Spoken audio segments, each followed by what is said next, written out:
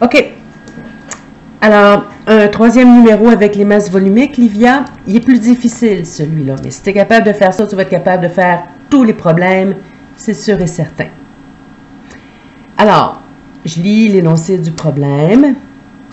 Tu as une substance inconnue solide et il faut en déterminer la masse, il faut en mesurer la masse volumique.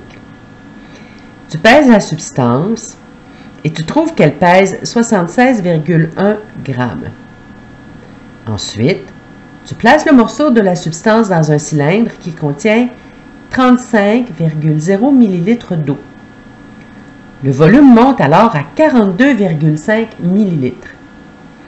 Quelle est la masse volumique de cette substance? Bon, là, on te le dit clairement. Quelle est la masse volumique de cette substance?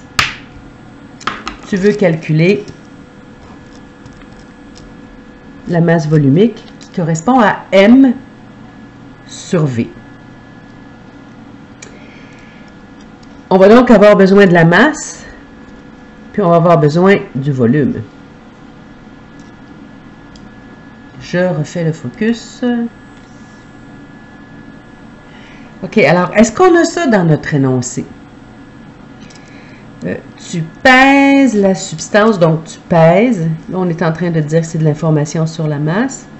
Et tu trouves qu'elle pèse 76,1 grammes. Elle pèse. Donc ça, c'est une masse. Je vais venir l'écrire ici.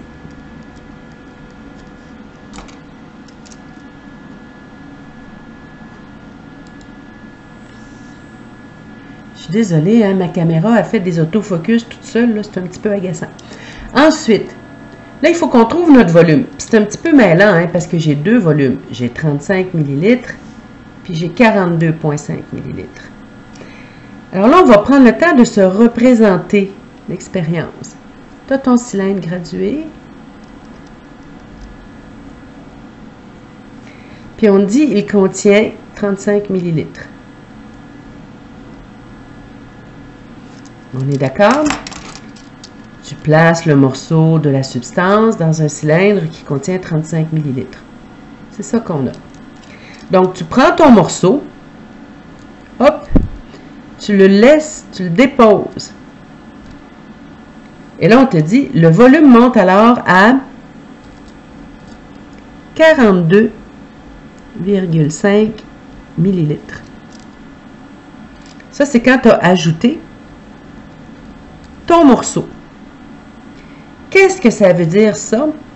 Ça veut dire que ton volume, c'est donc la différence entre les deux. C'est ton volume final.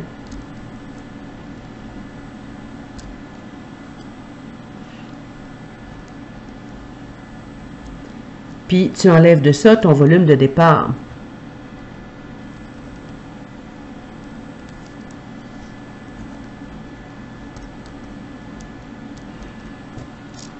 Est-ce que tu comprends bien ça? On a 35 ml, on rajoute quelque chose, on est rendu à 42,5, donc la différence entre les deux, c'est ce que tu as ajouté. Donc, on va venir faire notre calcul. 42,5 ml moins 35 ml.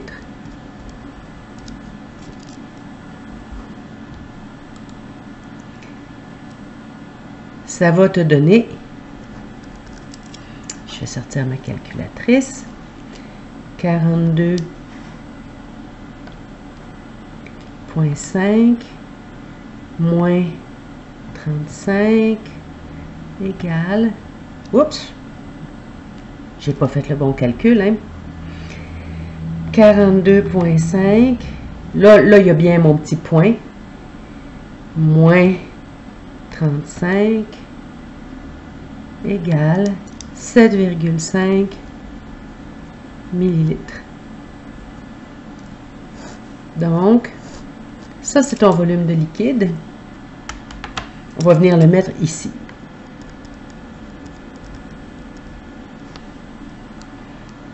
Donc, maintenant, on va prendre notre équation. Rho, c'est M sur V. On va venir remplacer la masse, 76,1 grammes, Hein, 76,1, donc j'ai bien transcrit. Mon volume, 7,5 ml. 7,5, 7,5, 7,5. Donc, je vais faire ma division. 76,1 divisé par 7,5 égale 10,1. 10,1 grammes par millilitre. Ça va? Alors, comme d'habitude, je t'ai préparé un petit exercice. Là, tu te mets à pause si tu trouves que ça va trop vite parce qu'il va falloir que je déplace ma feuille. Donc, le problème, je le lis avec toi. Tu as un solide qui pèse 53,5 grammes.